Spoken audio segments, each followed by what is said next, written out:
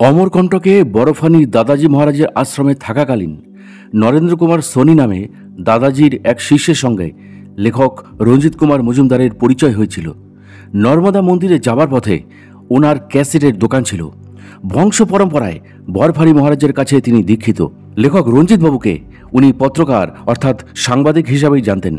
এখানে রঞ্জিতবাবু এসেছেন কলকাতার বাংলা দৈনিক পত্রিকায় দাদাজির সম্পর্কে লিখবেন বলে জেনে।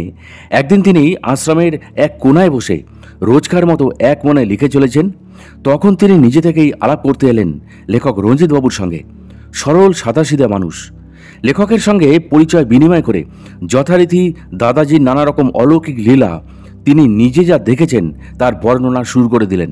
কি ছিল অলৌকিক অত্যাশ্চর্য সেই সব ঘটনাগুলি জানতে হলে ও এই চ্যানেলে নতুন হলে এখনই সাবস্ক্রাইব করুন আমাদের সাধক অলৌকিক রহস্য ইউটিউব চ্যানেলটিকে।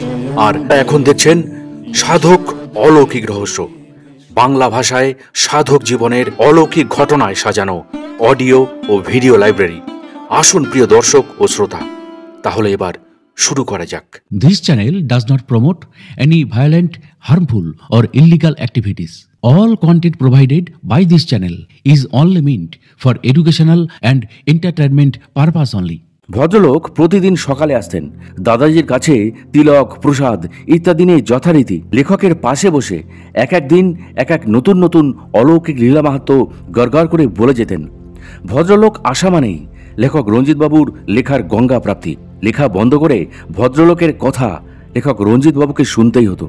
আবার কোনোদিন যদি সড়ক পথে পায়ে হেঁটে নর্মদা মন্দিরে যেতেন আর মোড়ের মাথায় ওনার দোকানের সামনে মুখোমুখি দেখা হয়ে যেত, তাহলে তো লেখকেরা রক্ষাই নেই। শশব ব্যস্ত হয়ে দোকান থেকে বেরিয়ে অতিথি সৎকারের জন্য হুটোপুটি শুরু করে দিতেন। চেনা পরিচিত লোক দেখলেই কলকাতার মশহুর পত্রকার, হামারা দোস্ত, বারে ভাই কি মাফিক ইত্যাদি নানা বিশেষ্য বিশেষণে বিভূষিত করে তুলতেন। 18ই ফেব্রুয়ারি 2008-এ যেদিন বরফানি মহারাজের সঙ্গে লেখক রঞ্জিতবাবুর বিস্তারিত আলোচনা হয়, সেদিন বিকেলে লেখকের সঙ্গী বোম্বাকে নিয়ে ঘুরতে ঘুরতে সোনিজির দোকানে লেখক হাজির হলেন। তিনি এখানকার প্রাচীন লোক। অমরকণ্টকে কোথায় কি আছে দ্রষ্টব্যস্থান সবই তার নখদর্পণে। অনেক খবরাখবর রাখেন। লেখক ভাবলেন সোনিজিকে নেতাজির বিষয়ে একবার জিজ্ঞাসা করে দেখলে কেমন হয়। যথারীতি তাদের দেখে ছেলেকে দোকানে বসিয়ে তিনি সামনে এসে হাজির হলেন। দোকানের সামনে থেকে তাকে সরিয়ে এনে আস্তে আস্তে নেতাজির বিষয়ে লেখক রঞ্জিতবাবু তাকে জিজ্ঞাসা করলেন। সোনিজি বললেন, হ্যাঁ, নেতাজি গোপনে এখানে ছিলেন 1970-71 সালে। আমারই পরিচিত এক মুদি দোকানের এখন যে মালিক, তার বাবা নেতাজির সাথে নিয়মিত যোগাযোগ রাখতেন। এখন তো তাকে লোকজনের সামনে এই ব্যাপারে বলা যাবে না। আপনারা রাত 9টার পর আসুন, এই ফাঁকে আমি তাকে বুঝিয়ে রাজি করাবো। সেদিন রাত প্রায় 9:30 নাগাদ লেখক রঞ্জিতবাবু বুম্বাকে নিয়ে সোনিজির দোকানের সামনে গিয়ে হাজির হলেন। একে প্রচণ্ড শীত, তার উপর রাতও হয়েছে। রাস্তাঘাট জনমানব শূন্য বললেই হয়। লেখক রঞ্জিতবাবু দেখলেন সোনিজি দোকান বন্ধ করে তাদের জন্য অপেক্ষা করছেন। তাদের নিয়ে তিনি নর্মদা মন্দিরে রাস্তা ধরলেন। যেতে যেতে রঞ্জিতবাবু জেনে নিলেন ভদ্রলোকের নাম ভুবন কুমার খেত্রী, সিন্ধরি। এখানে দু পুরুষের ওপর বাস। তার বয়স 40 থেকে 45। সোনিজি সেই ভদ্রলোককে অনেক কষ্টে রাজি করিয়েছেন। এই বিষয়ে ওর বড়ই ভয়, কারোর সাথে আলোচনা করতে চান না। কথা বলার ফাঁকেই তারা পৌঁছে গেলেন ভুবন কুমারের দোকানে। দোকানের একটা ঝাঁপ খোলা, বাকি সব বন্ধ। সোনিজি আলাপ করিয়ে দিলেন লেখকদের সাথে ভুবন কুমারের। কোনো ভনিতা না করে সোজাসুজি রঞ্জিতবাবু জিজ্ঞাসা করলেন, শুনলাম আপনার স্বর্গত পিতা নামানল খেত্রীজির সাথে নেতাজির এখানে থাকাকালীন একটা ঘনিষ্ঠ যোগাযোগ হয়েছিল। সেই বিষয়ে আপনার কাছ থেকে বিশদভাবে জানতে এসেছি। ভুবন কুমার বললেন, সে তো বহু বছর আগেকার কথা। আমার বয়স তখন খুবই কম। পরে বাবার কাছে সব শুনেছিলাম। তখন নেতাজি আর এখানে থাকতেন না। বাবা বেশ গর্ব করেই বলতেন তিনি নেতাজির সেবা করেছেন পাক্কা 1 বছর। রঞ্জিতবাবু জিজ্ঞাসা করলেন, আপনার বাবাকে কে পরিচয় করে দিয়েছিলেন নেতাজির সঙ্গে? ভুবন কুমার বললেন, বিলাসপুর থেকে একজন ব্যবসায়ী বাবার কাছে এসে বলেছিলেন একজন সাধু বাবা দুধারায় এসছেন। তার সেবার জন্য প্রতি মাসে 15 দিন অন্তর চাল, ডাল, আলু, ঘি, ক্যাপ্টেন্স সিগারেট এসব পৌঁছে দিতে হবে সন্ধেবেলায়। খরচপত্র যা লাগবে সবই উনি দেবেন। এছাড়া ওই সব জিনিস পৌঁছে দেওয়ার জন্য অতিরিক্ত টাকাও পাওয়া যাবে। তবে শর্ত একটা, এই কথা কাউকে বলা যাবে না। তিনি নিজে প্রতি মাসের 2 তারিখে এসে সব পাওনা গন্ডা মিটিয়ে দিয়ে যাবেন। এরপর ওই ভদ্রলোক বাবার হাতে কয়েকশো টাকা অগ্রিম হিসাবে দিয়ে গিয়েছিলেন। বাবা অবশ্য ভালোভাবেই ওই ব্যবসায়ীকে আগে থেকেই চিনতেন। বাবা ভাবলেন একটু পরিশ্রম যদি মাসে 2 বার করা যায় তাহলে অনেক টাকা পাওয়া যাবে, দোকানের মালও বিক্রি হবে, টাকা মার যাওয়ারও কোনো ভয় নেই। মাস শেষ হলেই অনেকগুলো টাকা অগ্রিম পাওয়া যাবে। বাবা কিন্তু রাজি হয়ে গেলেন। লেখক রঞ্জিত বাবু তখন ভুবন কুমারকে বললেন, আপনার বাবা কি তখন জানতেন কাকে এইসব জিনিসপত্র পাঠানো হচ্ছে? ভুবন কুমার বললেন, না, বাবা কিছুই জানতেন না। কাজটা যতটা সহজ মনে করেছিলেন তত সোজা কিন্তু ছিল না। আজকের দুধধারা আর তখনকার দুধধারার মধ্যে আসমান জমিন ফারাক ছিল। লেখক বললেন, কিরকম? তিনি বলেন, এখন তো রাস্তাঘাট কত ভালো হয়ে গেছে, গাড়ি চলছে, অটো চলছে, যখন ইচ্ছা যেতে পারেন। তখন চারিধারে বন আর বন, তার মধ্যে সরু এক ফালি রাস্তা। লেখক তখন তাকে জিজ্ঞাসা করলেন, তাহলে আপনার বাবা কিভাবে এত মালপত্র নিয়ে এই দুর্গমে পথে যেতেন? ভুবন কুমার বললেন, বয়েল গাড়িতে বা গরুর গাড়িতে সব চাপিয়ে সন্ধ্যা হলেই বেরিয়ে পড়তেন, পরের দিন দুপুরে ফিরে আসতেন। লেখক জিজ্ঞাসা করলেন, তারপর? তিনি বলেন, এইভাবে 1-1.5 মাস চলার পর বিলাসপুরের সেই বাবু একদিন হঠাৎ এসে হাজির, হাতে 4 পাতাওয়ালা একটা খবরের কাগজ। ওটাও সাধু বাবাকে পৌঁছে দিতে হবে প্রতি মাসে। বাবা পরে জেনেছিলেন ওটা কলকাতা থেকে আসা একটা বাংলা কাগজ। এইভাবে মাস 6 চলার পর একদিন বিলাসপুরের বাবুটি বাবার কাজে খুশি হয়ে বলেছিলেন, বাবা স্বয়ং নেতাজির সেবা করছেন। বাবা নেতাজির সম্বন্ধে জানতেন। এই রকম একজন বিশাল মানুষের সেবা করতে পারছেন জেনে বাবার উৎসাহ আরও বেড়ে গেল। আগে বাবা রাতের বেলায় দুধধারায় মালপত্র নামিয়ে রাতটা ওখানে কাটিয়ে সকালবেলায় বেরিয়ে দুপুরে দুপুরে বাড়ি ফিরতেন। এরকম একটা খবর শুনে বাবা মাঝে মাঝেই এক একদিন দুধধারায় থেকে যেতেন। নিজে থেকেই সাধু বাবার 5 মাস খাটতেন। লেখক রঞ্জিত বাবু ভুবন কুমারকে জিজ্ঞাসা করলেন, আপনার বাবার মুখে শোনেননি কেমন দেখতে ছিলেন সাধু বাবা? ভুবন কুমার বললেন, হ্যাঁ শুনেছি, তাও অনেক পরে। লম্বা চওড়া চেহারা, বলিষ্ঠ গড়ন, টাক মাথা, সাদা দাড়ি গোঁফ, চোখে সবসময় কালো চশমা পরে থাকতেন। লেখক জিজ্ঞাসা করলেন, তারপর কি হলো? আপনার বাবা ওনার সাথে কথা টথা বলতেন? ভুবন কুমার বললেন, বাবার মুখে শুনেছি তিনি খুব কম কথা বলতেন, প্রায় মৌনই থাকতেন। এরপর বাংলাদেশের সাথে পাকিস্তানের যুদ্ধ লাগলো। ভারতীয় ফৌজ বাংলাদেশের হয়ে যুদ্ধ শুরু করলো পাকিস্তানের সাথে। মনে আছে বাবা বলতেন সাধু বাবা তখন ছোট্ট একটা রেডিও নিয়ে যুদ্ধের খবর শুনতেন। কখনো বা নিজের মনে বিড়বিড় করে কিসব বলতেন আর পায়চারি করতেন। বাবার ভয় লাগতো।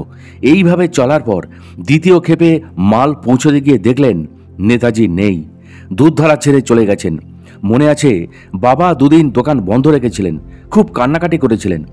এইসব কথা আমি আরও বড় হয়ে বাবার মুখেই শুনেছিলাম। বাবা বেঁচে থাকলে আপনাদের হয়তো আরও অনেক কথা শোনাতেন। ভুবন কুমার ক্ষেত্রীর কথা শেষ হলো।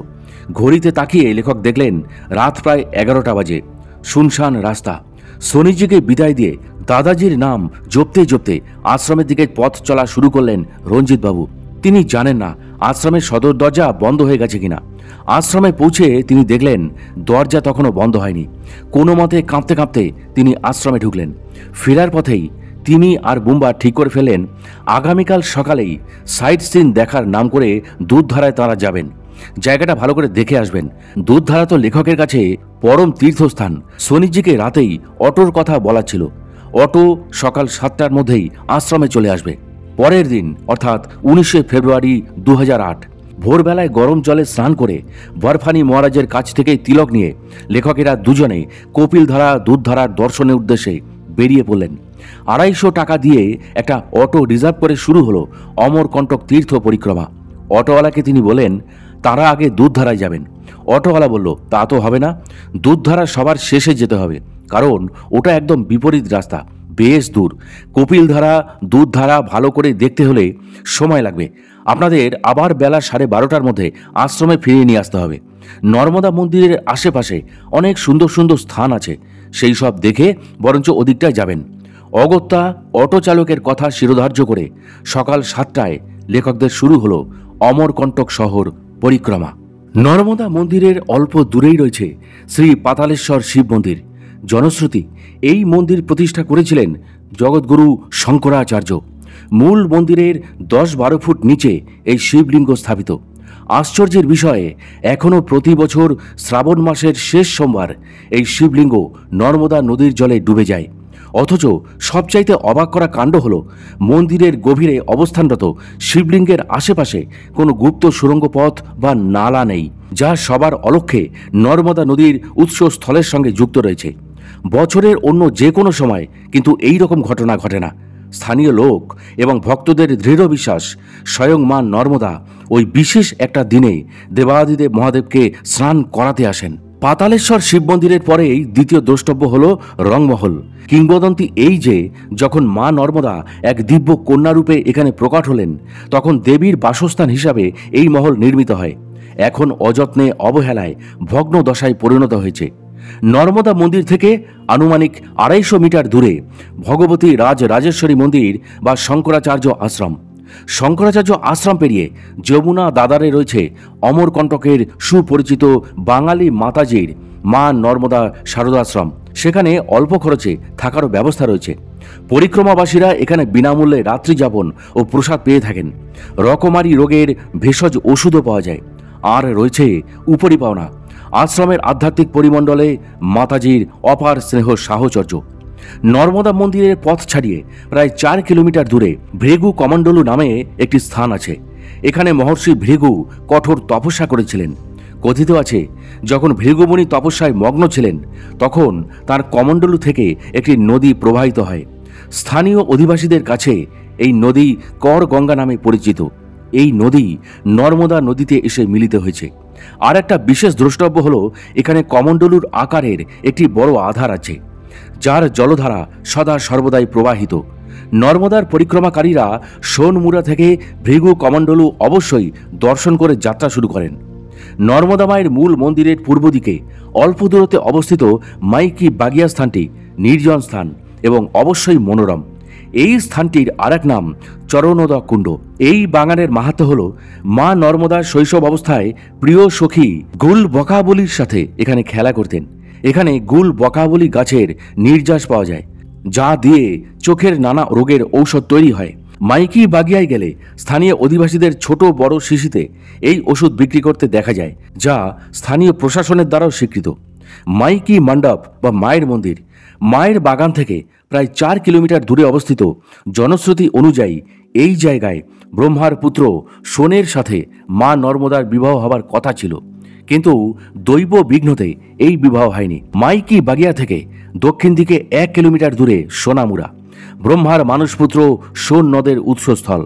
সোন নদের কুণ্ডের কাছেই ভদ্রকুণ্ডের উৎসস্থল। বলা যায় সোন এবং ভদ্রের সঙ্গমস্থল। এই জন্যেই এই স্থানের নাম সোনভদ্র। এই নতুন নাম নিয়ে সোনভদ্র প্রবাহিত।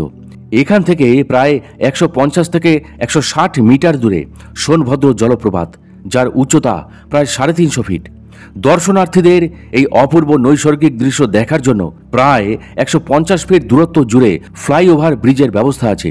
দুচোখ জোড়ানো এখানকার নৈসর্গিক দৃশ্য দর্শনার্থীরা উপর থেকে নিরাপদে দেখতে পারেন। সোনভদ্রের নামে উত্তরপ্রদেশের একটি নতুন জেলার নামকরণ করা হয়েছে। সোনভদ্র গঙ্গায় গিয়ে মিলিত হয়েছে। সোন নদের বর্ণনা আমরা ব্রহ্মপুরাণ, তুলসীদাসের রামচরিত মানস এবং শ্রীমদ্ ভগবত গীতায় পাই।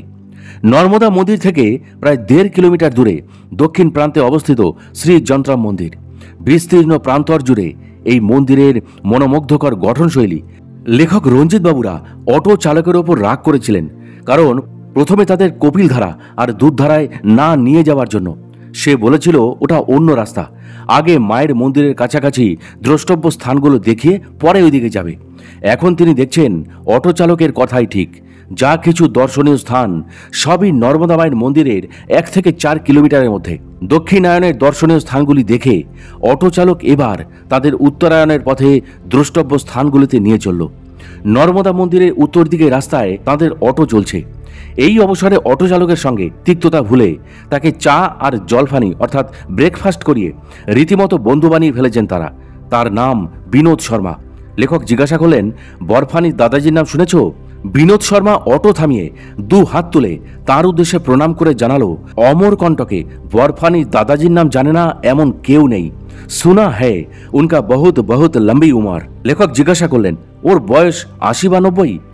তিনি বললেন, না না, ইসসে জিয়াদা, অর্থাৎ এর থেকেও বেশি, কমপক্ষে ১০০ থেকে ১৫০ বছর তো হবেই। বিনোদের সরল সহজ ভক্তিতে ওকে উস্কে দেবার লোভ সামলাতে পারলেন না লেখক। তিনি বলেন, ১০০-১৫০ বছর কেউ বাঁচে নাকি? এসব তোমাদের অটো ট্যাক্সিওয়ালাদের ধান্দার কথা। বিনোদ লেখকের কথা শুনে হঠাৎই অটো বন্ধ করে বলে উঠল, আপনারা এখানেই নেমে যান। আপনাদের শরীফ আদমি ভেবেছিলাম, আপনারা তা নন, বদ আদমি। আমার বাপ ঠাকুরদা যাকে দেখে আসছেন, শুনেছেন ওনার লম্বি উমর, আপনারা তাকে নিয়ে ঠাট্টা করছেন। জানেন আমাদের মুখ্যমন্ত্রী থেকে কত রইস আদমি ওনার কাছে যান? এই শোনা কথা নয়, আপনার আঁখো সে দেখা বাত। নিজের চোখে বিনোদ দেখেছে। অতএব যুদ্ধংদেহী ভাব ছাড়বার জন্য লেখক তাকে বললেন, রেগে যাচ্ছ কেন? তোমার সাথে মজা করছিলাম। সামনে কোনো চায়ের দোকান থাকলে ওখানে অটো থামিয়ে আবার একটু নাস্তা পানি খেয়ে ঘুরতে বেরোবো। বিনোদ জানিয়ে দিল, সামনে কোনো দোকানপাট নেই। নর্মদা মন্দির থেকে প্রায় ৭ কিলোমিটার দূরে দুর্গা ধারা নামে একটা জলপ্রপাত আছে। এই জলপ্রপাতের সামনেই শ্রী শ্রী দুর্গামাতার মন্দির। স্থানের নাম অনুসারে এই রাস্তাটির নাম দুর্গাধারা।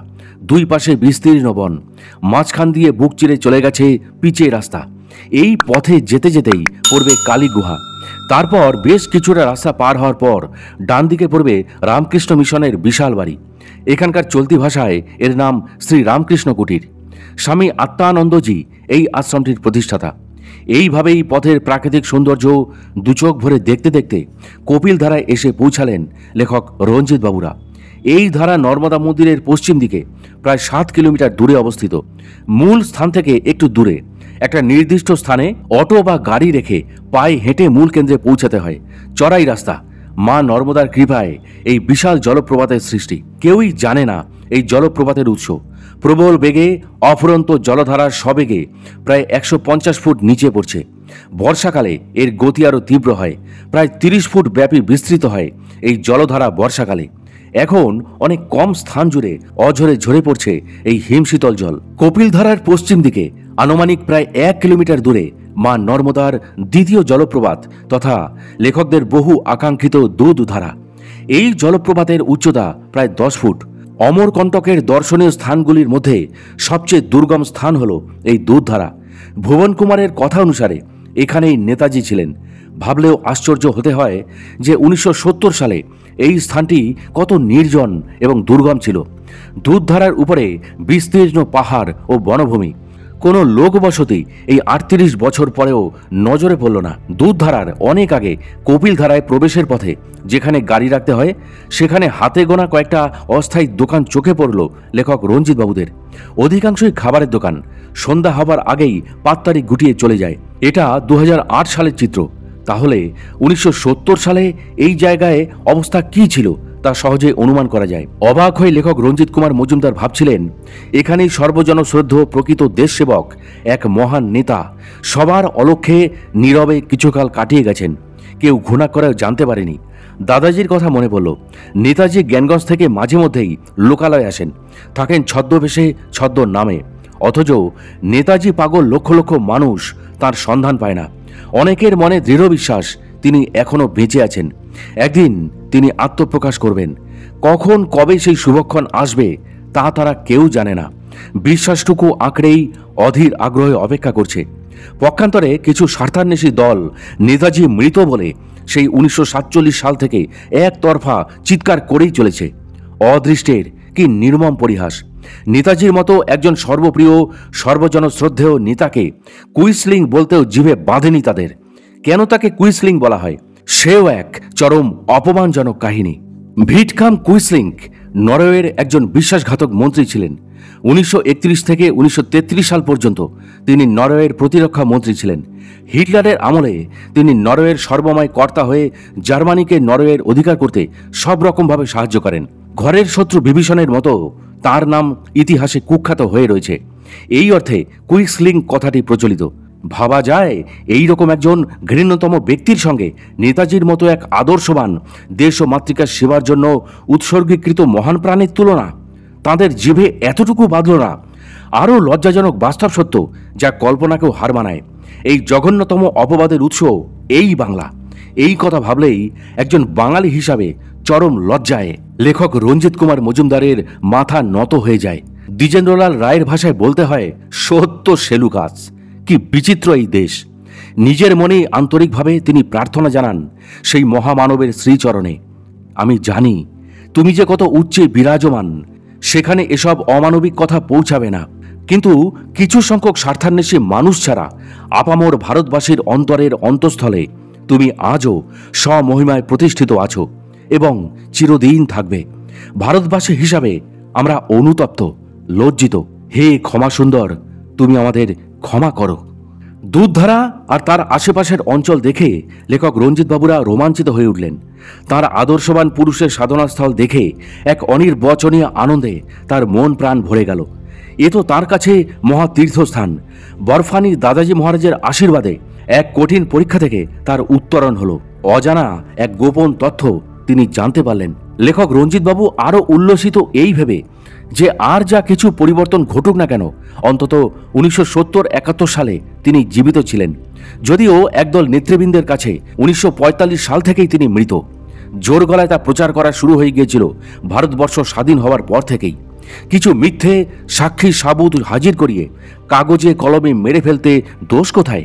কিন্তু এইসব বোকার দল আরও একটা সত্য উপলব্ধি এখনো পর্যন্ত করতে পারেনি, যে মাটির নিচে দাঁড়িয়ে সূর্যের উদ্দেশ্যে যতই কাঁদা ছোড়া হোক না কেন, তা কখনোই ওই সূর্যের ধারে কাছেও পৌঁছাতে পারে না। বুমেরাং হয় নিজেদের কাছেই সেই কাদার দলা হয়ে ফিরে আসে। এই বোধশক্তিটা এরা হারিয়েই ফেলেছে। ভয়ে লেখক রঞ্জিতবাবু শিউরে ওঠেন ভবিষ্যতের কথা ভেবে। ভবিষ্যৎ এদের কাউকে কোনোদিন ক্ষমা করবে? বরফানি মহারাজ বলেছিলেন, ভারতবর্ষে যখন ধ্বংসের চরম তাণ্ডব লীলা শুরু হবে, তখনই নেতাজি ধ্বস্ত ভারতবর্ষের রক্ষাকর্তা হিসাবে আবির্ভূত হবেন। ভারতবর্ষে নিত্য নৈমিত্তিক যে হিংসাত্মক কার্যকলাপ শুরু হয়েছে, তা আগত মহাপ্রলয়ের সূচনা মাত্র। কিছু সংখ্যক লোকের পাপের ফলশ্রুতি, ফলে বেঘরে প্রাণ হারাতে হচ্ছে শত শত লোককে। তবু এদের চৈতন্য হচ্ছে না। তিনি লেখককে বলেছিলেন, ফেব্রুয়ারি মাসের শেষের দিকে তুমি ফিরে যাবে কলকাতায়। প্রথমেই দেখতে পাবে তিব্বতীদের নিয়ে ভারতের সাথে চীনের ঠান্ডা লড়াই শুরু হয়ে যাবে। বরফানি মহারাজের কথা 22 তারিখ কলকাতায় ফিরে মর্মে মর্মে উপলব্ধি করেছিলেন লেখক রঞ্জিত কুমার মজুমদার। তখন চীনে আসন্ন অলিম্পিক গেমসের বিরুদ্ধে তিব্বতীরা সারা পৃথিবী জুড়ে আন্দোলন শুরু করেছিলেন। এমনকি চীনে বসবাসকারী বহু তিব্বতীও এই আন্দোলনের সঙ্গে জড়িয়ে পড়লেন। শুরু হলো ব্যাপক অত্যাচার, গ্রেপ্তার, বন্দুকের গুলিতে তাদের জোরালো দাবি, স্বাধীন সার্বভৌম দেশের স্বীকৃতি দিতে হবে তিব্বতকে। তা কিন্তু স্তব্ধ করে দেওয়া হলো। অলিম্পিকের অনুষ্ঠানে চীনে বিশ্বের সমস্ত দেশের প্রতিনিধিদের আমন্ত্রণ জানানো হলো একমাত্র ভারতবর্ষকে ব্রাত্য করে। ভারতকে নিমন্ত্রণ করার কোনো প্রয়োজনই বোধ করেনি চীন সরকার। ধ্বংসের করাল অশনি সংকেতের সূচনা হলো। বরফানি মহারাজ বলেছিলেন, আগামী 2015 সাল পর্যন্ত ভারতবর্ষের খুব খারাপ সময়। তার ভবিষ্যৎবাণী ফলতে শুরু করেছে। ভারতবর্ষ ক্রমশই ধ্বংসের দিকে অসহায়ের মতো ঝুঁকতে শুরু করেছে। এই প্রসঙ্গে মনে পড়ে গেল লেখকের 1962-63 সালে নিমতলার সেই মহান সাধকের কথা।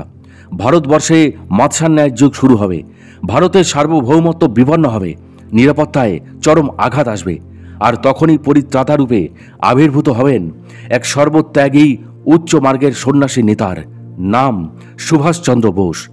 তাও প্রায় 137 বছর আগে 1899 সালে প্রভু জগৎবন্ধুও একই ভবিষ্যৎবাণী করেছিলেন। তিনি বলেছিলেন, এক মৃত সর্দারের পুনরাবির্ভাব ঘটবে, যিনি মৃতপ্রায় দেশকে বাঁচাবেন। মনে রাখা দরকার, প্রভু জগৎবন্ধু এই ভবিষ্যৎবাণী যখন করেছিলেন, তখন সুভাষচন্দ্র বোসের বয়স মাত্র 2 বছর। ধরে নিতে অসুবিধা নেই, প্রভু জগৎবন্ধু 2 বছরের বাচ্চা সুভাষচন্দ্রকে কোলে তুলে তাকে দেখে নিশ্চয়ই এই রকম ভবিষ্যৎবাণী করেনি।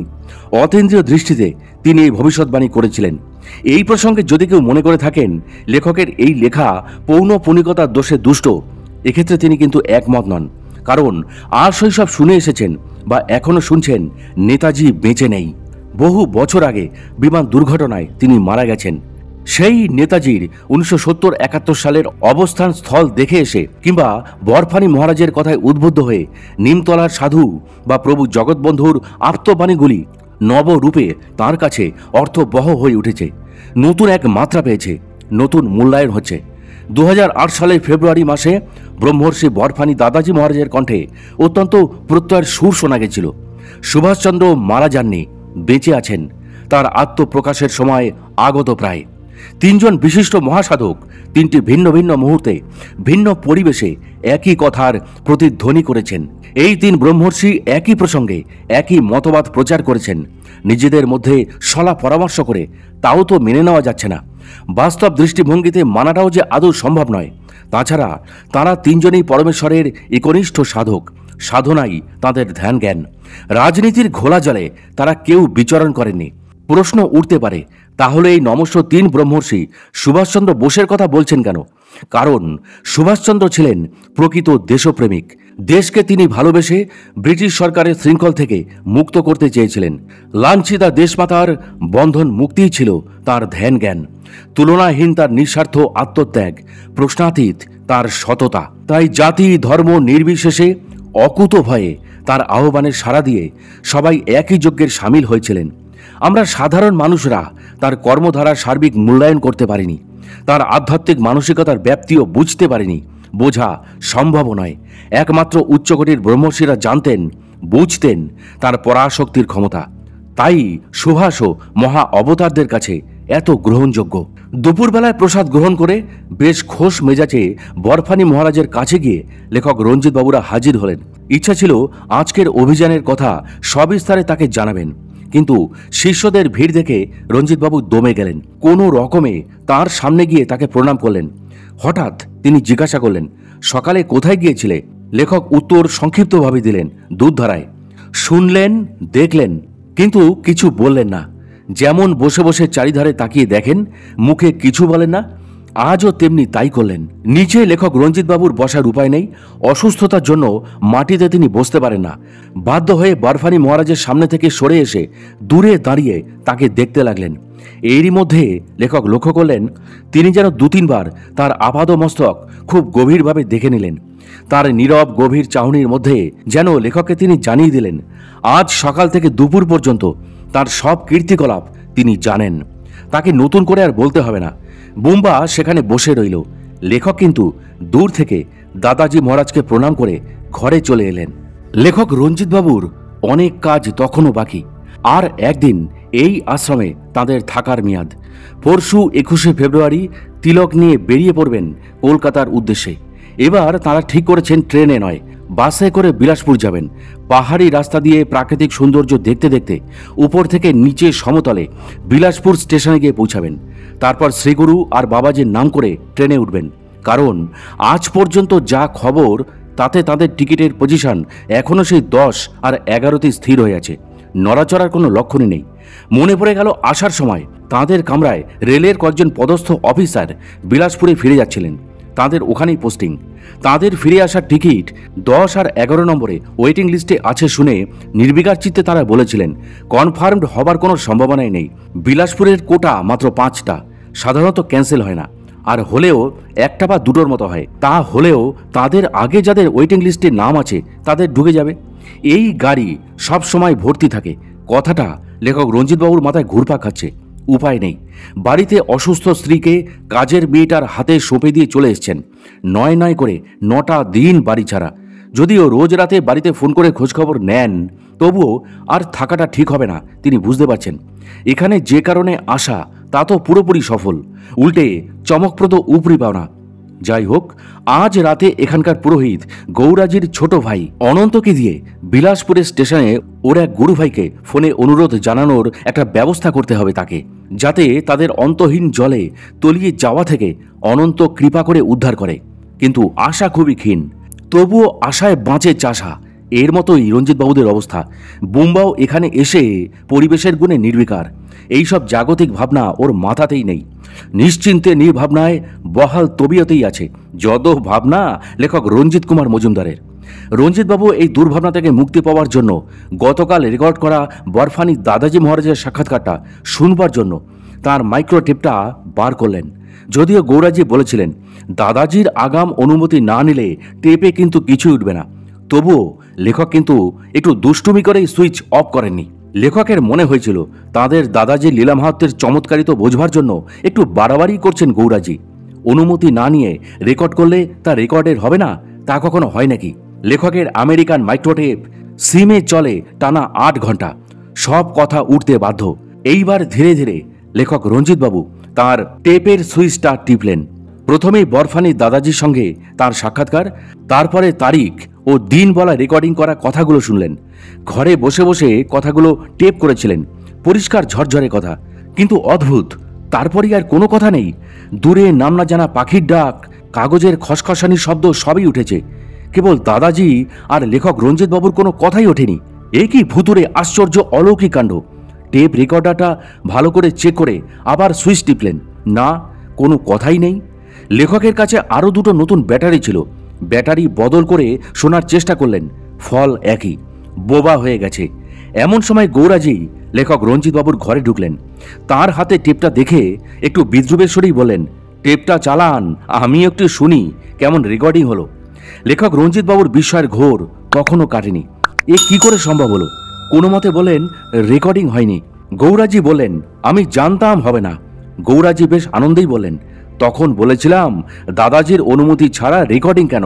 ক্যামেরায় ছবি তুলুন, ছবিও উঠবে না। সবসময় দাদাজির মতো ব্রহ্মসুদের অনুমতি নিয়ে এই সব কাজ করতে হয়, না হলে এই সব চেষ্টা বৃথা হয়ে যায়। এই প্রসঙ্গে মনে পড়ে গেল লেখকের পরমাধ্য শ্রী গুরু মহারাজের ক্ষেত্রে এইরকম একটা ঘটনা ঘটেছিল। দুর্গাপূজার মহাষ্টমীর দিন গুরু মহারাজ পলাশীর আশ্রমে বিশ্ব শান্তির জন্য যজ্ঞ করছিলেন। শ্রী গুরু মহারাজের একজন প্রিয় শিষ্য তার অনুমতি ছাড়াই যজ্ঞরত তার অনেকগুলি ছবি তুলেছিলেন। সেই সময় তিনি আশ্রমের বেশ কিছু ছবি তুলেওছিলেন। প্রিন্ট করার পর ওই শিষ্যটি অবাক হয়ে গেলেন, সব ছবি উঠেছে, এমনকি যজ্ঞাধারের ছবি উঠেছে, কেবল যজ্ঞরত শ্রী গুরু মহারাজের কোনো ছবি ওঠেনি। ওই স্থানটি ফাঁকা। শিষ্যটি শ্রী গুরু মহারাজকে পুরো ঘটনাটি জানিয়ে ছবিগুলি দেখালেন। ঠাকুর মুচকি হেসে বলেছিলেন, যজ্ঞ করবার সময় সাধু সন্তদের মধ্যে নানা দৈবী ভাব ফুটে ওঠে, বিনা অনুমতিতে ছবি তুললে ছবি ওঠে না। এই ব্যাপারে একবার অমরকণ্টকে লেখকের জীবনে আর একবার শিক্ষা হলো।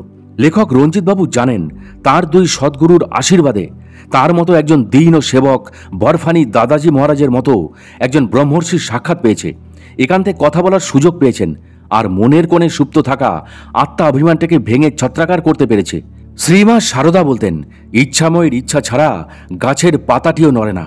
ঠাকুরের মূল্যবান বাণীর অন্তর্নিহিত সত্যটুকু অমরকণ্টকে এসে লেখক রঞ্জিত কুমার মজুমদার মর্মে মর্মে সেদিন উপলব্ধি করেছিলেন। বরফানি মহারাজজি চাননি বলেই যন্ত্রচালিত একটি মূল্যবান মাইক্রোটেপও স্তব্ধ হয়ে গেল।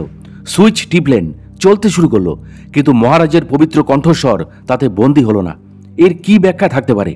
একটি ব্যাখ্যা করা যেতে পারে, আত্মাভিমানে মদমত্ত হয়ে তার কাছ থেকে রেকর্ডিং করার অনুমতিটুকু নেওয়ার প্রয়োজন বোধ করেনি বলেই তার বিস্ময় ভরা চাহনির দ্বারা তার ইচ্ছা পরাশক্তি প্রক্ষেপ করে তার সব আত্মাভিমানকে ভেঙে দিলেন। লেখকের মনে পড়ছে তাঁরই একটি কথা, অতীন্দ্রিয় জগতের সন্ধান যারা সদ্গুরু কৃপায় পান তাদের কাছে অসম্ভব বলে কোনো কিছুই নেই। সৃষ্টির সবই চেতন, অবচেতন বলে কোনো কিছুই নেই। এই সত্যকে জানার ঐকান্তিক চেষ্টাই হলো সাধনা।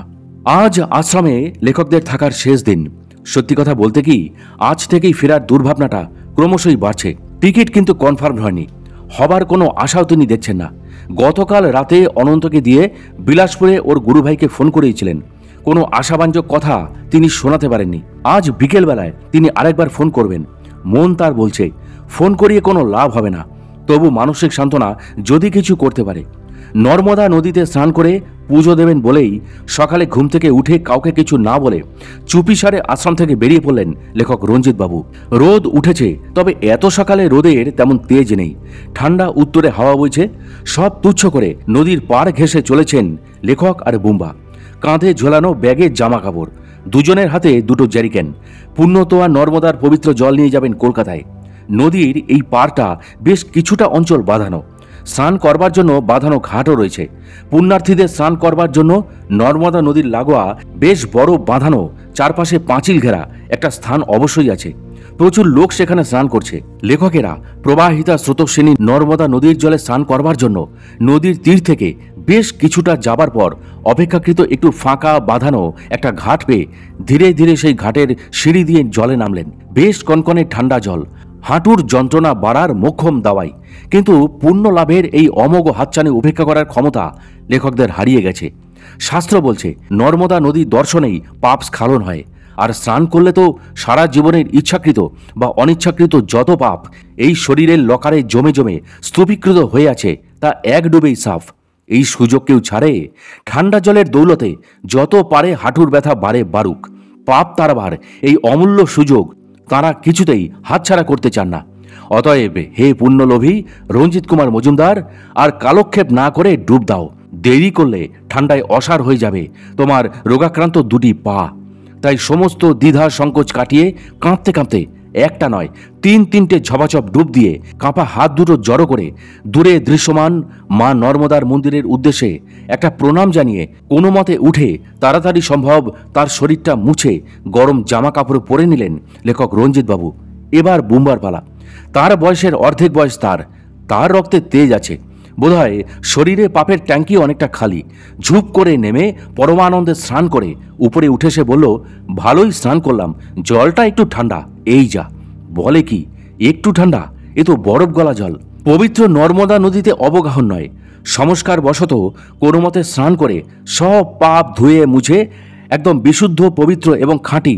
রাতারাতি বনে গেলেন কিনা লেখক জানেন না, তবে ঠান্ডা হওয়ার দাপটে তখন তিনি কাঁপছেন। আর তার সাথে একটা অপ্রিয় সত্য হাড়ে হাড়ে কাঁপুনির সাথে তিনি টের পাচ্ছিলেন, এমন কোনো সৎকর্ম তার দ্বারা এখনো সম্পাদন হয়নি যার জোরে প্রকৃতিকে জয় করতে তিনি পেরেছেন। এই হিমেল হাওয়া তার হাড়ে রন্ধ্রে রন্ধ্রে ঢুকে তার অনিচ্ছা সত্ত্বেও জল তরঙ্গ না বলে অস্থি তরঙ্গ পুরোদমে বাজিয়ে চলেছে। হাঁটুর ব্যথাটা ক্রমশই বাড়তে শুরু করে দিয়েছে লেখক রঞ্জিত বাবুর। কলকাতায় ফেরার আগের দিন রাতে এবং ফেরার দিন সকালে বরফানি মহারাজের পরাশক্তির ক্ষমতা দেখে লেখক রঞ্জিতবাবু স্তম্ভিত, বাক্যহারা। নর্মদা নদীতে স্নান এবং মা নর্মদাকে পুজো দিয়ে হাঁটুর অসম্ভব যন্ত্রণায় তিনি শয্যাগত। কোনো মতেই দুপুরের প্রসাদ গ্রহণ করে যন্ত্রণার প্রকোপে নিজের ঘরে দাঁতে দাঁত চেপে শুয়ে রয়েছেন। সকাল থেকে দুপুর পর্যন্ত বরফানি মহারাজের কাছে যাওয়ার অবস্থা পর্যন্ত তার ছিল না। অসহ্য যন্ত্রণা, ব্যথা কমাবার ট্যাবলেট থাকা সত্ত্বেও একটাও তিনি খাননি। ওই অবস্থাতেই শ্রীগুরু ভগবান আর বাবাজি মহারাজকে তিনি স্মরণ মনন করে চলেছেন। বুম্বা তার প্রকৃতি জানে, বরফানি মহারাজের কাছে যাবার প্রবল ইচ্ছা থাকা সত্ত্বেও সে যেতে পারছে না। এই রকম অবস্থায় বেলা 3:30 নাগাদ দাদাজির একান্ত পার্ষদ মাদগুলজি তাদের ঘরে এসে হাজির। স্বয়ং দাদাজি পাঠিয়েছেন জানবার জন্য যে সকাল থেকে এখনো পর্যন্ত তিনি দাদাজির কাছে কেন যাননি। এখানে আসার পর বহুবার বরফানি মহারাজের কাছে এই অসুস্থ শরীরটাকে কোনো মতে টেনে হিঁচড়ে নিয়ে তিনি চলেছেন, কিন্তু কখনোই বলেননি, হে পরমেশ্বর, আমার হাঁটুর ব্যথা সারিয়ে দাও। কজনের সহায়তায় কোনো ক্রমে প্রমাণ করে উন্মুক্ত আকাশের নিচে প্রচণ্ড শীতে দাঁড়িয়ে যতক্ষণ তিনি থাকতে পারবেন ততক্ষণই তিনি দুচোখ ভরে তাকে দেখতেন। জাগতিক, বিশেষ করে শারীরিক প্রতিবন্ধকতার কোনো কথাই তিনি দাদাজিকে বলেননি, প্রয়োজনও বোধ করেননি। যাই হোক, মদগুলজি দাদাজির আদেশ রঞ্জিতবাবুকে শুনিয়ে বলেন, দাদাজি স্বয়ং যখন বলেছেন তখন আজ রাত্রে তিনি যেন অবশ্যই দাদাজি মহারাজের কাছে যান। লেখক যন্ত্রণাক্লিষ্ট স্বরে বলেন, ওনার আদেশ শিরোধার্য করেই তিনি বলছেন যে লেখক এক পাও চলতে পারছেন না, আজ বোধহয় ওনার সাথে তার দেখা হবে না, তাকে যেন তিনি ক্ষমা করেন। মদগুলজি বললেন, আমি অত শত বুঝি না, দাদাজির হুকুম আমি পালন করে গেলাম, এখন আপনি কি করবেন তা আপনি আর দাদাজি ভগবানই জানেন। মদগুলজি চলে যাবার পর শুয়ে শুয়ে রঞ্জিতবাবু ভাবছিলেন, আজ তার একবার বেরোনো খুবই দরকার। সন্ধেবেলা অনন্তকে দিয়ে আর একবার বিলাসপুরে ফোন করানো দরকার, যদি টিকিট দুটোর কোনো গতি করানো যেতে পারে। মনে হয় না কিছু করাতে পারবেন, তবু একবার শেষ চেষ্টা তো করে দেখা দরকার। সন্ধেবেলার দিকে লেখকের মনে হলো ব্যথাটা বেশ কম, অসুবিধা হলেও হাঁটতে পারবেন। গরম জামা কাপড় পরে মাংকি ক্যাপ লাগিয়ে প্রথমেই অনন্তের খোঁজ করলেন। একটু খোঁজাখুঁজি করেও পেয়ে গেলেন তাকে। লেখককে দেখে সে নিজেই এগিয়ে এসে বলল যে বিলাসপুরে ফোন করেছিল, আগামীকাল কোনো মতেই সম্ভব নয়, 2-4 দিন পরে গেলে না হয় চেষ্টা করে একটা ব্যবস্থা তিনি করে দিতে পারবেন। এই রকম একটা উত্তর লেখক রঞ্জিতবাবু আশা করেছিলেন। 5টা তো মাত্র কোটা। মুম্বাই থেকে বিলাসপুর পর্যন্ত অনেকগুলি বড় বড় স্টেশন রয়েছে। বিলাসপুর পর্যন্ত আর কটাই বা সংরক্ষিত বার্থের কোটা থাকবে। মনটা খারাপ হয়ে গেল তার। আশ্রমের মূল মন্দিরে ঢুকতে ঢুকতে তিনি চিন্তা করছেন, এবার শেষ চেষ্টা করে দেখা যাক দাদাজিকে বলে। এখানে আসার পর তার অলৌকিক ক্রিয়া কর্মের বহু কাহিনী তিনি শুনেছেন। তিনি নাকি মহাবিভূতি সম্পন্ন স্বয়ং ভগবান। যদি কৃপা করেন তবে অনেক অসম্ভব সম্ভব হয়। আজ রিজার্ভেশনের জন্য তাকে বলবেন, দেখা যাক তিনি কি বলেন। দাদাজি যদি সবার পরীক্ষা নিতে পারেন তবে তার মতো একজন অর্বাচীনের দাদাজির পরীক্ষা নিতে দোষ কোথায়? বেশ ভিড় আজ। 9 দিন ব্যাপী নর্মদা জয়ন্তীর আজই শেষ দিন। তাদের মতো অনেকেই আগামীকাল ভোরেই চলে যাবেন। আশ্রমও ফাঁকা হয়ে যাবে বেশ কিছুদিনের জন্য। লেখক শুনেছেন দাদাজিও নাকি তার মানসকন্যা মা কনকেশ্বরীর সাথে গুজরাটে চলে যাবেন। ফিরে আসবেন শিবরাত্রির দিন 10 আগে। কোনো মতে প্রণাম সেরে যথারীতি ভয়ানক ঠান্ডার মধ্যে একটু দূরে দাঁড়িয়ে মনে মনে লেখক প্রার্থনা করতে লাগলেন, যদি তার ঐশী শক্তির বলে তার কোনো সমস্যার সমাধান হয়। রাত বাড়ছে, তার সঙ্গে পাল্লা দিয়ে ঠান্ডাও বাড়ছে। ভিড়ও আস্তে আস্তে কমছে। বরফানি দাদাজি মহারাজের সামনে একটা বড় জ্বলন্ত তাওয়ায় মোটা মোটা শুকনো কাঠ গুজে স্থানটাকে গরম রাখা হচ্ছে। দাদাজি ওই গরমে কখনো দুহাত আবার কখনো গরম মোজা পরা দুটি পা সেঁকছেন আর মাঝে মধ্যে 4 ধারে চোখ বুলিয়ে নিচ্ছেন। কি দেখছেন আর কি বুঝছেন তা একমাত্র তিনিই জানেন। লেখককে কেন ডেকেছেন এখনো তিনি বুঝতে পারেননি। ডাকলেও তো কথা বলবেন বা কোনো প্রশ্ন করবেন, সেরকম তো কোনো লক্ষণ তিনি দেখছেন না। যেহেতু শারীরিক অসুস্থতার জন্য ভিড় ঠেলে সামনে এগিয়ে বসার ক্ষমতা নেই, তাই উন্মুক্ত আকাশের নিচে যতক্ষণ শরীর ধকল নিতে পারে ততক্ষণ ঠায় দাঁড়িয়ে থাকলেন। তারপর একসময় প্রণাম করে চলে যাবেন, এই তিনি ভাবলেন। এটাই হলো রঞ্জিতবাবুর নিত্যদিনের রুটিন। কিন্তু আজ চলে গেলে হবে না, টিকিটের কথাটা বলতে হবে। তিনি জবাবে কি বলেন সেটা জানতে হবে। তার সাথে তার অসীম দৈবশক্তির বিষয়টাও তিনি পরখ করে নিতে চান। ভিড় একটু কমলে কোনো মতে বরফানি দাদাজি মহারাজের কাছে গিয়ে প্রণাম করে জানালেন লেখক, নানাভাবে চেষ্টা করেও টিকিট কনফার্ম হয়নি, যদি কৃপা করে একটা ব্যবস্থা করে দেন। বরফানি মহারাজ মন দিয়ে তার কথাটা শুনে অম্লান বদনে বললেন, চিন্তা করো না, রিজার্ভেশন হয়ে যাবে তোমাদের। তারপর জিজ্ঞাসা করলেন তার পায়ের ব্যথাটা কমেছে কিনা। লেখক সবিনয় জানালেন আগের থেকে অনেক কম। লেখকের কথা বলা শেষ হলো আর দাদাজিও উঠে পড়লেন। রাত তখন প্রায় 8:30। এবার রাতের প্রসাদ পাওয়ার সময়। মূল মন্দিরের থেকে বেরিয়ে থালা নিয়ে দাঁড়িয়ে পড়লেন লেখক প্রসাদ পাওয়ার জন্য। এবারের মতো আজ রাতেই এখানে শেষ প্রসাদ পাওয়া। আবার কবে আসবেন তা তিনি জানেন না। এখানে আশ্রমে দুবেলাতেই ভাত আর রুটির সঙ্গে ডাল তরকারি পাওয়া যায়। প্রতি মাসের শুক্লপক্ষের একাদশীর দিন কিন্তু অন্নজাত কোনো খাবার দেওয়া হয় না। অন্নজাতের মধ্যে ভাতও যেমন পড়ে, রুটিও পড়ে। সেদিন পানি ফলের আটার পুরি বা লুচি, রায়তা দিয়ে পায়েস, তরকারি আর শেষ পাতে কমলা বা মোসাম্বি, লেবু, আপেল দেওয়া হয়। দাদাজিকে সেবার জন্য যে ভোগ দেওয়া হয় তার অধিকাংশই ভোগ নিবেদন করার পর রসুইখানায় ফেরত চলে আসে। কিছুই প্রায় তিনি গ্রহণ করেন না। যেমন থালাভর্তি ভোগ যায় তেমনি ফিরে আসে। ভাগ্য সুপ্রসন্ন থাকলে ওই মহাভোগের কিঞ্চিত পাওয়া গেলেও যেতে পারে। রঞ্জিতবাবুও বার তিনেক এই প্রসাদ পেয়েছেন। মাথায় একরাশ চিন্তা নিয়ে শুতে গেলেন রঞ্জিতবাবু। যদি রিজার্ভেশন না হয় তাহলে তিনি কি করবেন? যদিও বরফানি মহারাজ বলেছেন চিন্তার কোনো কারণ নেই, তবুও পুরোপুরি ভরসা করতে পারছেন কি? তাদের মতো ঘোর গৃহীদের এটাই একটা সমস্যা। সাধু সঙ্গ করবেন, আবার বামন হয়ে চাঁদ ধরার মতো সাধু সন্তদের আধ্যাত্মিক গভীরতা যাচাই করার ব্যর্থ চেষ্টা করবেন। সব ছেড়ে যে আত্মসমর্পণ করতে হয়, না হলে যে কিছুই পাওয়া যায় না, এই কথাটা জেনেও আমরা দ্বিধা দ্বন্দ্বের মধ্যে দোলাচলের মধ্যেই থাকি। অন্য কারো কথা না হয় ছেড়ে দিলেন, তিনি নিজেকে সম্পূর্ণ বিশ্বাস করতে পেরেছেন। স্বয়ং বরফানি দাদাজি মহারাজ যখন বলেছেন তখনই শীতের রাতে আরামে লেপড়ি দিয়ে ঘুমোতে। ভোর 5টার মধ্যে লেখকের ঘুম ভেঙে গেল। চা খেয়ে স্নান পর্ব সেরে ছুটলেন বরফানি মহারাজের কাছে তিলক নেবার জন্য। তিলক নিয়ে ভক্তি ভরে প্রণাম করে প্রথমেই স্বার্থপরের মতো টিকিটের কথা বললেন। বরফানি মহারাজ মৃদু হেসে বলেন, तुम्हारा दोनों का रिजर्वेशन हो गया, चिंता मत करो। তারপর একটু চুপ করে থেকে বলেন, পাহাড়ি রাস্তা ডারনা মত, কুছ নেই হোগা। লেখক রঞ্জিতবাবু বিনীতভাবে বললেন, কই আখরি উপদেশ, শেষ কোন উপদেশ আছে? এবার গম্ভীরভাবে তিনি বললেন, সাচ দেখনা, সাচ শুননা আর সাচ লিখনা। সত্য যা দেখবে, সত্য কথা যা শুনবে আর সত্য ঘটনা লিখবে। বরফানি মহারাজের এই 3টি অমূল্য বাণী লেখক রঞ্জিত কুমার মজুমদারের হৃদয়ে গেঁথে গেল। কি অপূর্ব কথা! অতি সংক্ষেপে সার কথাটি তিনি বলে দিলেন। তিনি জানেন না এই রকম সংকেতসূচক বাণী আর কাউকে তিনি দিয়েছেন কিনা। 3টে কথা, কিন্তু কত অর্থবহ, জীবন দর্শনের শেষ কথা। অত্যন্ত বিনয়ের সাথে লেখক একটা কথা নিবেদন করছেন, তিনি দেখেছেন গুরু সম্বন্ধে লিখতে গিয়ে অনেকেই জ্ঞানত বা ভাবাবেগে তাড়িত হয়ে সত্য থেকে বিচ্যুত হয়ে মাত্রা ছাড়িয়ে অবাস্তব অসঙ্গতিপূর্ণ ঘটনা লিখে থাকেন। এটা কিন্তু ঠিক নয়।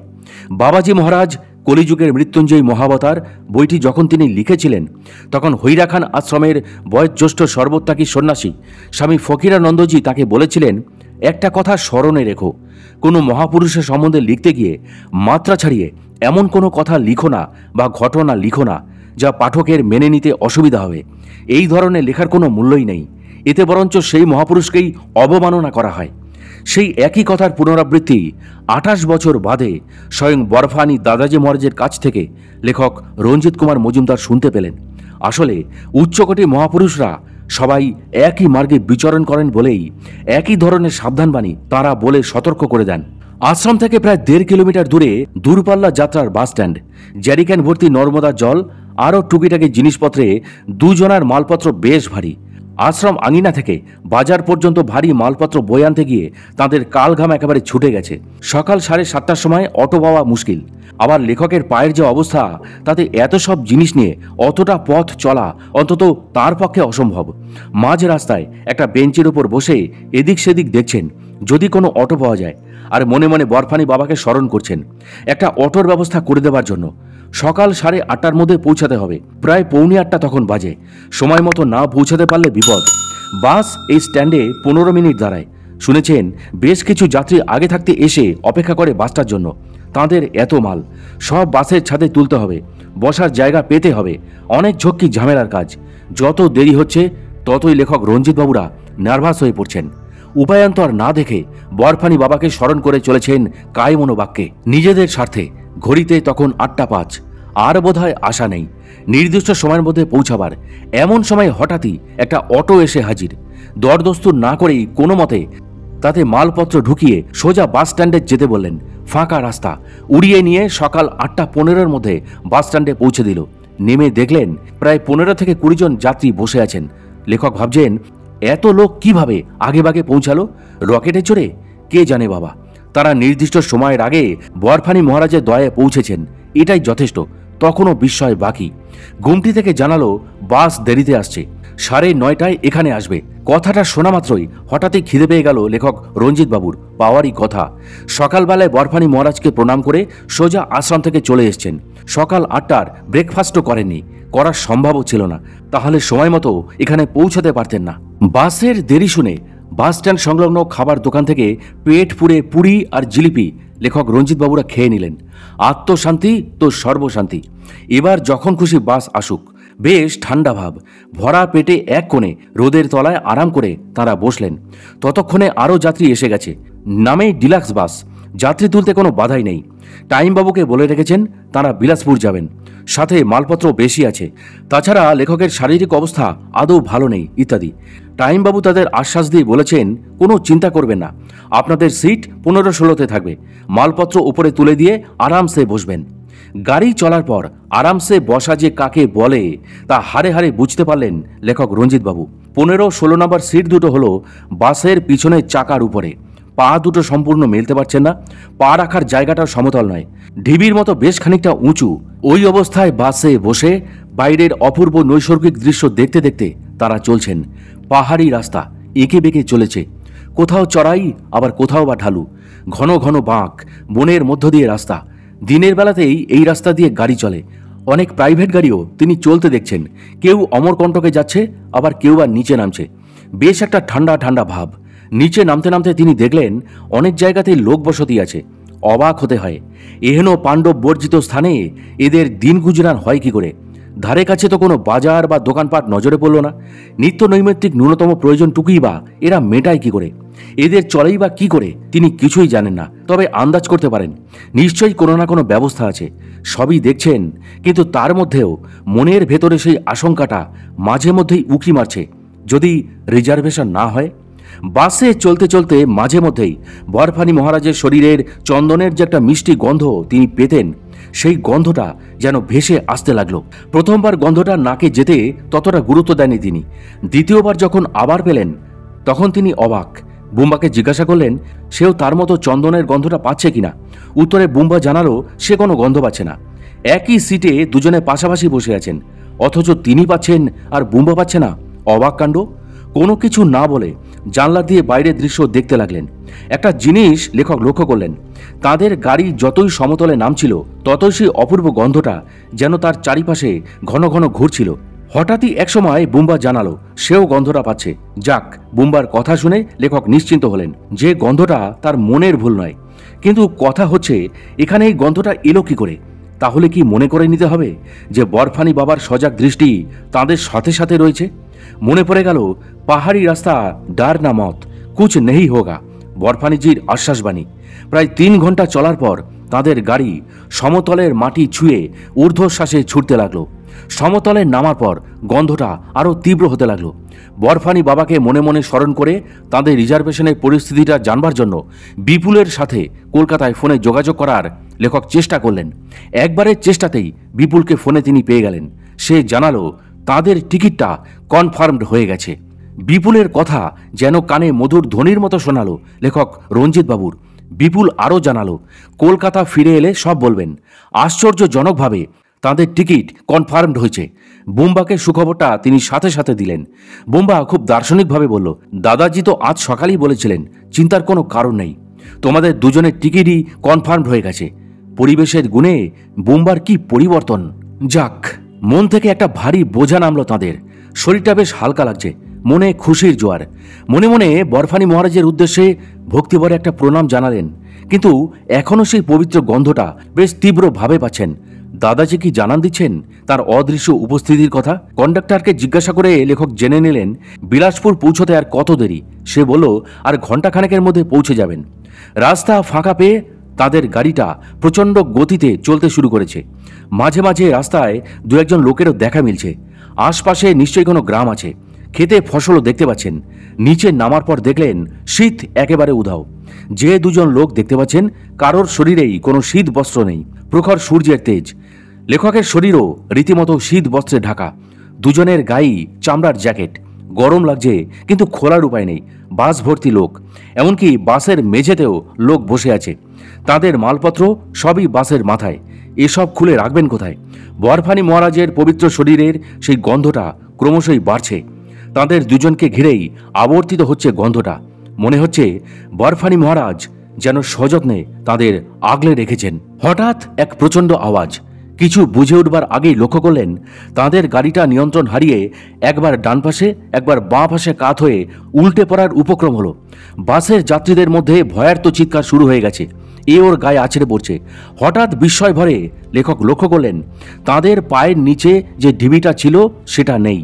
একটা বেশ বড় গর্ত হয়ে নিচে রাস্তা দেখা যাচ্ছে। যে কোনো মুহূর্তে তিনি আর বুম্বা ওই গর্তে পড়ে আটকে গিয়ে মারাত্মকভাবে জখম হতে পারতেন। ভয়ে আতঙ্কে তাদের মনের অবস্থা তখন বর্ণনাতীত। এমন সময় ভয়ঙ্করভাবে তাদের বাঁ দিকটা কাত হয়ে গাড়িটা থেমে গেল। নিচে নামার জন্য হুড়োহুড়ি পড়ে গেল। লেখক আর বুম্বা কিন্তু স্থির হয়ে বসে রইলেন। যাত্রীদের নামার জন্য যে ধাক্কাধাক্কি চলছে ওই ভাঙা আসনে বসেই তা দেখতে পেলেন।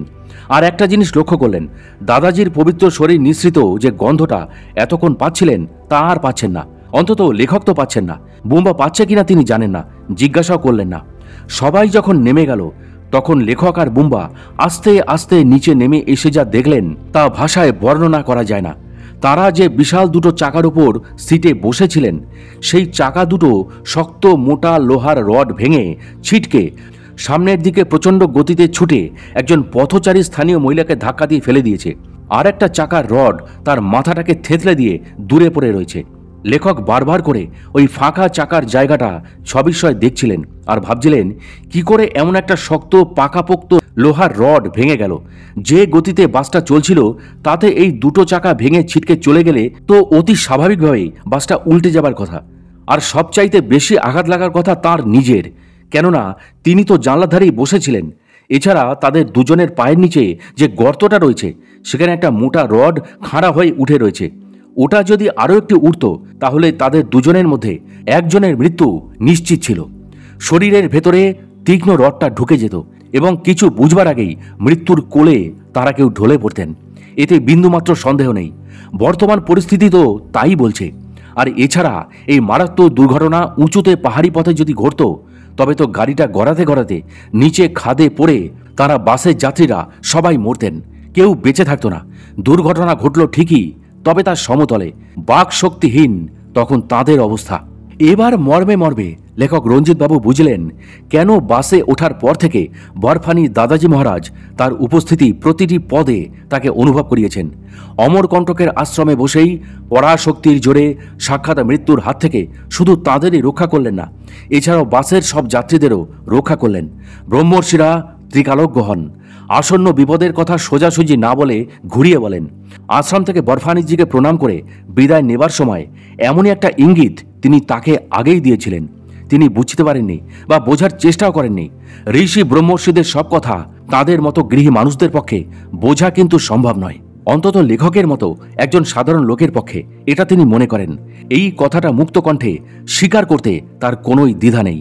অন্যান্য যাত্রীদের সাহায্যে বুম্বা বাসের ছাদ থেকে তাদের মালপত্র নামিয়ে আনলো। বাসের ড্রাইভার, কন্ডাক্টর আর হেল্পার দুর্ঘটনার পরেই বাস ছেড়ে পালিয়েছে। অন্যান্য যাত্রীরা যে যার মালপত্র নিয়ে হাঁটা দিয়েছে, কতদূর হাঁটবে জানা নেই। তাদের অবস্থা সবচেয়ে খারাপ। অন্তত লেখকের হাঁটার তো ক্ষমতা নেই, কি করবেন? কোনো কুল কিনারা পাচ্ছেন না, বিলাসপুরগামী কোনো গাড়িকেও দেখতে পাচ্ছেন না যে হাত দেখে থামিয়ে বলবেন লিফট চাইবেন। এই রকম দিশাহীন অবস্থায় বেশ কিছুক্ষণ দাঁড়িয়ে মনে মনে দাদাজিকে তিনি স্মরণ করছেন। এছাড়া আর কী বা তিনি করতে পারেন?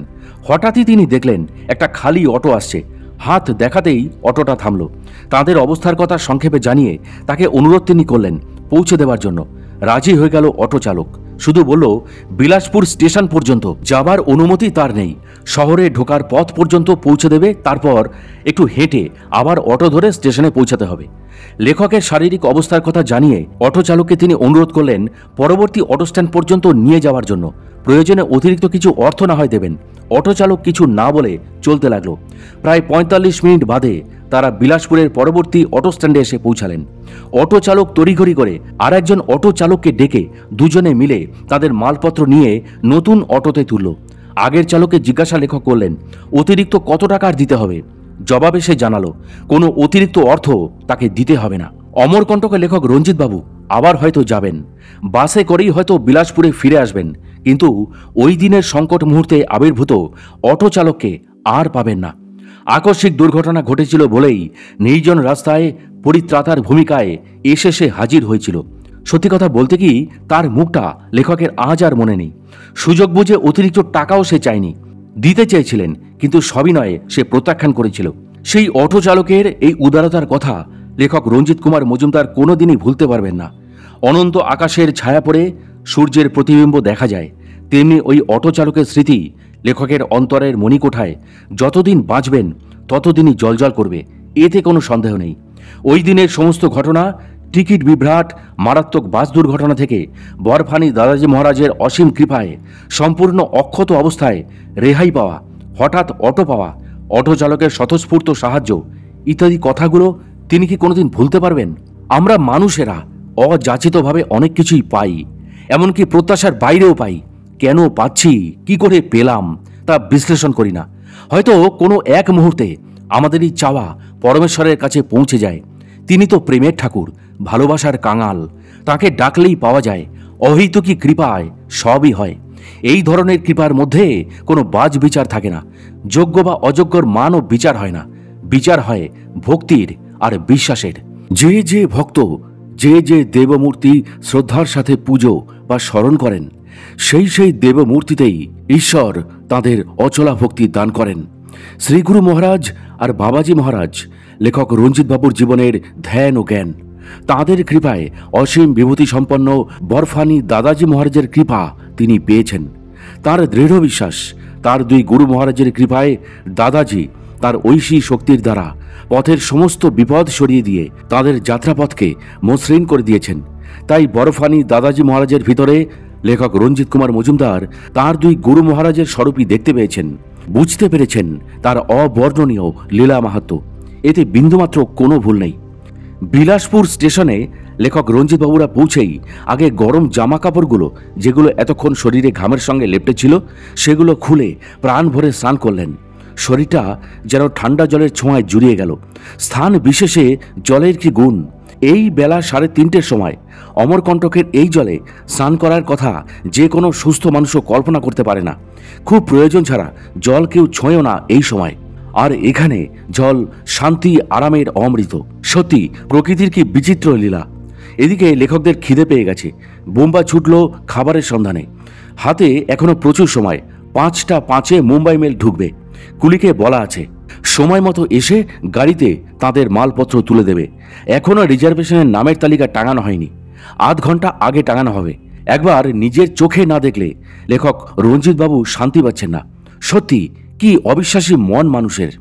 বিলাসপুরে নারায়ণবাবু অফিসের কাজে এসছেন, বলেছিলেন স্টেশনে আসবেন। প্রায় 4:15 নাগাদ নারায়ণবাবু এলেন। সবিস্তারে পথের ঝঞ্ঝাটের কথা তাকে জানালেন রঞ্জিতবাবু, টিকিট রিজার্ভেশনের কথাও জানালেন। সব শুনে নারায়ণবাবুর আনন্দ আর দেখে গে। বারবার দাদাজি বরফানি মহারাজের নাম স্মরণ করে কপালে মাথা ঠেকালেন।